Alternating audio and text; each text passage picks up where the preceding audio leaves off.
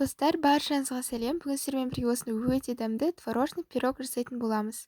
Дәмі чизкейкке қатты ұқсайды, бірақ чизкейктің бюджетті варианты болып табылады. Өте дәмді, нәзік болып шығады. Ары қарай көріңіз. Бізге керек ингредиенттер: 100 грамм сары май, жұмсартылған 1 жұмыртқа, 150 грамм қант, 200-300 грамм ұн және де 1 шай қасық разрыхлитель. Ең алдымен ұнды алдын ала ситадан өткізіп алдым. Оған 1 шай қасық разрыхлитель қосамыз.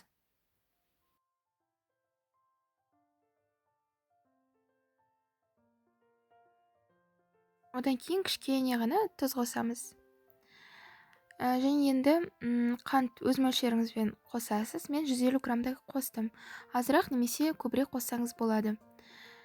Одан кейін ортасына 1 жұмыртқаны қосамыз. Немесе сіз бірінші майды қосып алып, содан кейін барып жұмыртқа қосқан дұрысырақ. Енді майды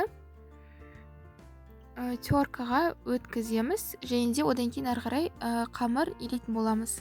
Майды алдын ала ұнға аунатып алған ыңғайлырақ болады.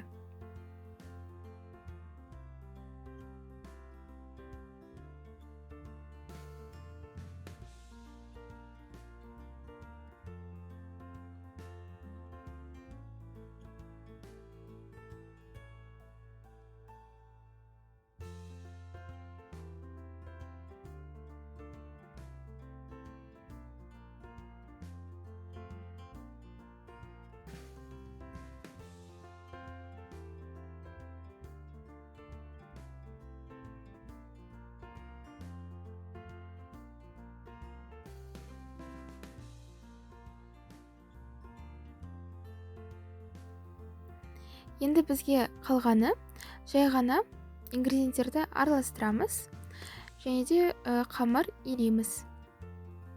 Қамырымыз жұмсақ болып шығу керек.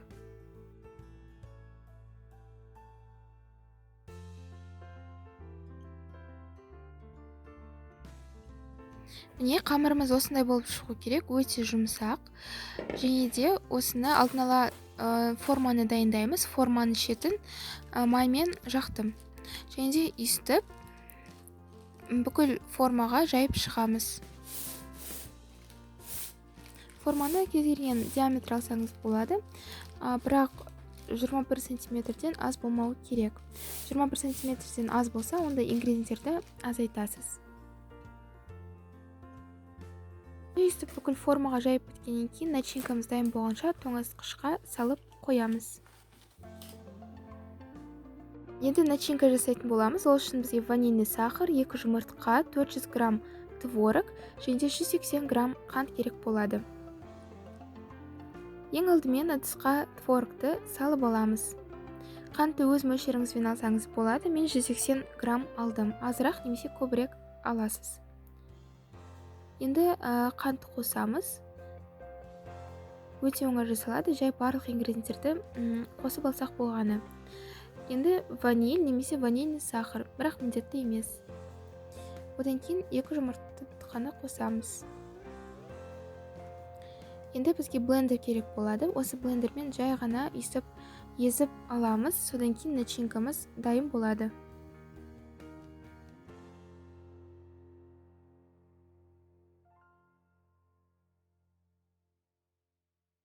Және де начинкаңыз тым қою болса, онда қалауыңызша 2-3 қасық қаймақ қоссаңыз болады. Мен 2 ас қасықтай қостым, 20%. Енді ары қарай араластырамыз. Міне, начинкамыз осындай болып шығу керек. Осындай консистенция болады.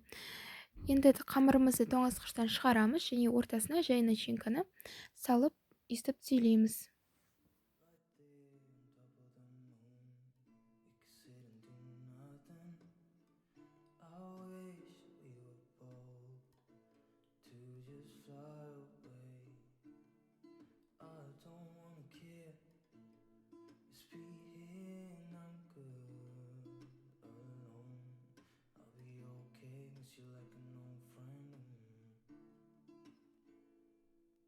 Too scared now, thinking I should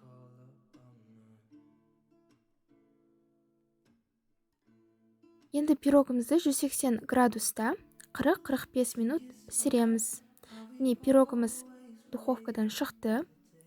Міндетті түрде суытамыз. Менде тоңазытқышта 4-5 сағаттай тұрды. Суығаннан кейін өте дәмді болып шығады. Міндетті түрде жасап көріңіздер. Шынымен де чизкейктің бюджетті варианты.